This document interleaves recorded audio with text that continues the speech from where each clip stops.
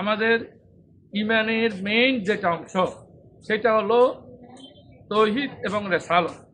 তৌহিদকে যেমন বিশ্বাস করতে, আল্লাহর একত্ববাদকে যেমন বিশ্বাস করতে হবে, তেমনি রেসালতও বিশ্বাস করতে হবে। সব নবীকে নবী হিসেবে জানতে হবে। এমনকি আমাদের মোহাম্মদ রসুল্লাহ সাল্লাহ আলাইসাল্লামকে অন্তরের চেয়েও ভালোবাসতে হবে, অন্তর নয় শুধু প্রাণের চেয়েও বেশি ভালোবাসতে হবে।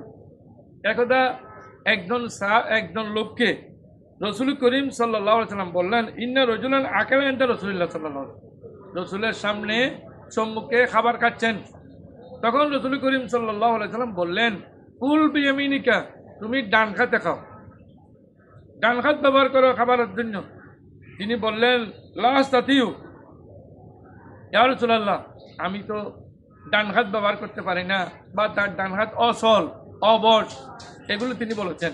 রসুল করিম বলছেন, লাস্তাতা, তুমি ডান হাত ব্যবহার করতে পারো না।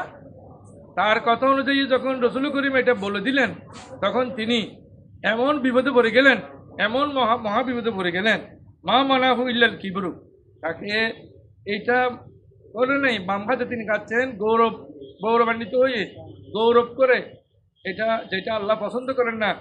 তো তখন রসুল করিম বললেন, ফামা রাফাহা ইলা ফাইহে, তিনি আর জীবনে কোনোদিন মুখের মধ্যে তার ডান হাত নিতে পারে নাই, তার ডান হাত আর অচল হয়ে গেছে, অবশ হয়ে গেছে।